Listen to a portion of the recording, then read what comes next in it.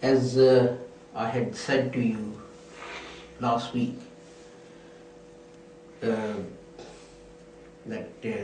from this week on, we'll move on to a different topic from looking at the technical subject of hadith. And I hope what I'll be doing is, in 10-minute slots, giving you some idea of the differences between our Jamaat and others. And the first point that I've taken, which may take 2 or 3 weeks to finish, is Hazrat Saab's claim and position.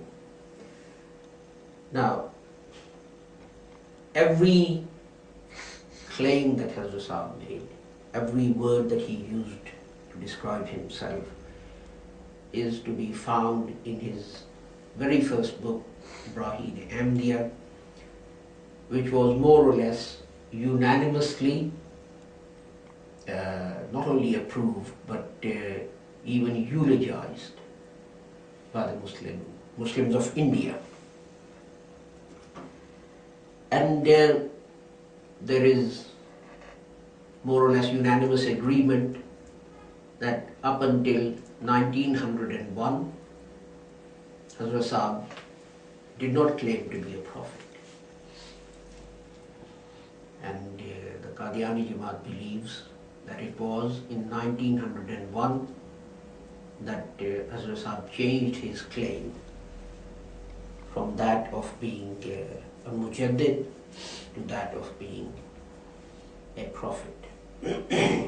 Now, and they say that he did so in a small booklet called ghalti azala, a misunderstanding removed or a clarification, etc.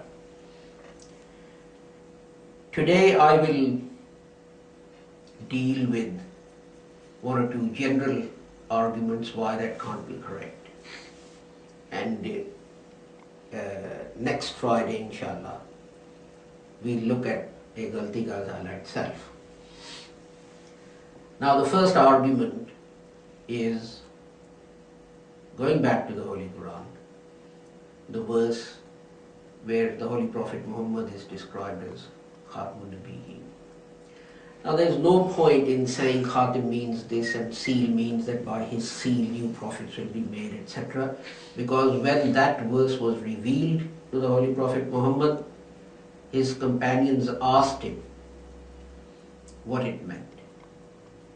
And he clearly said that it means La Nabi Abadi.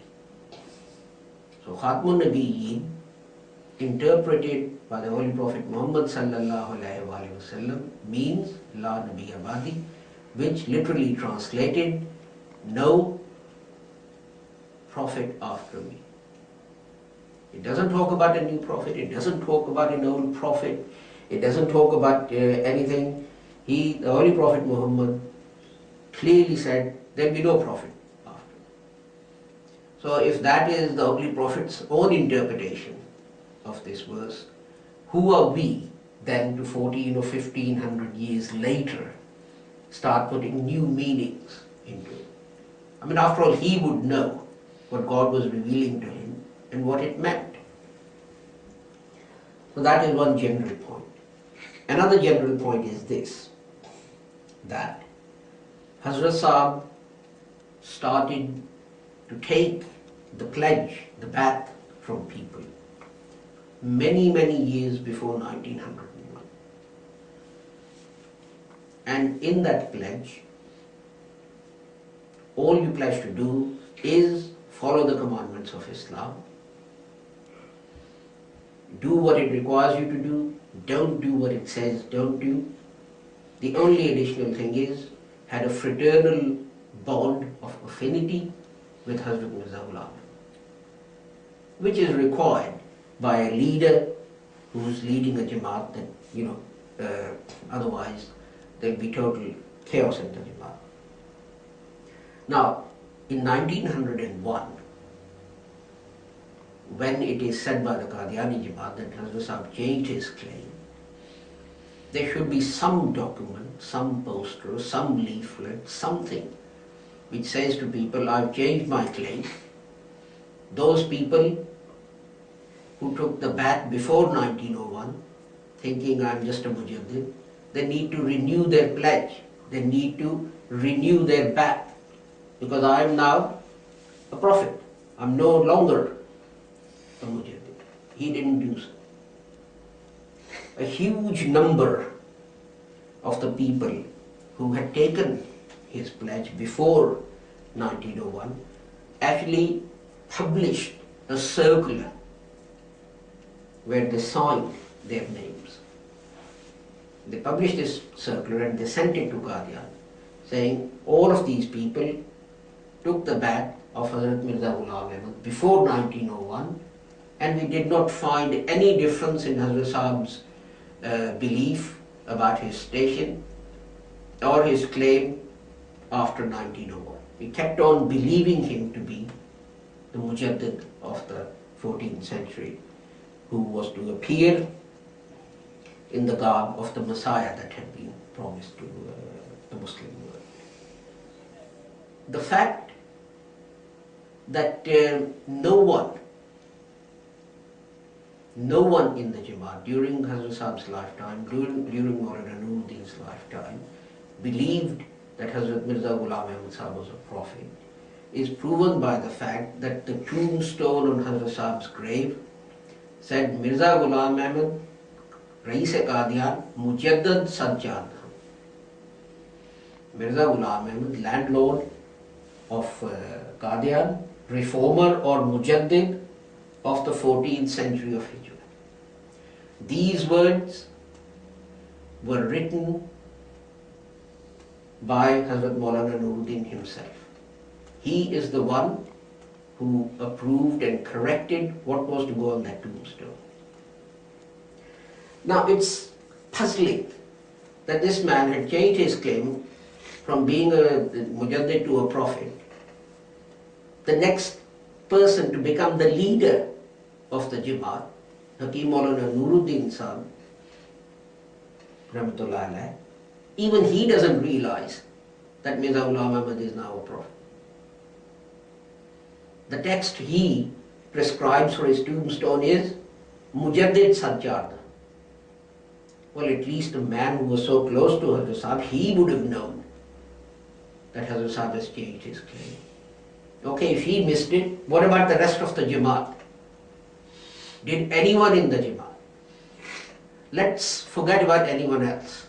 Did Mia Sahib, Mia Bashiruddin Mahmud Ahmed Sahib himself, did his mother, did anyone in his family go to Maulana Nuruddin and say, Janab, this text is wrong.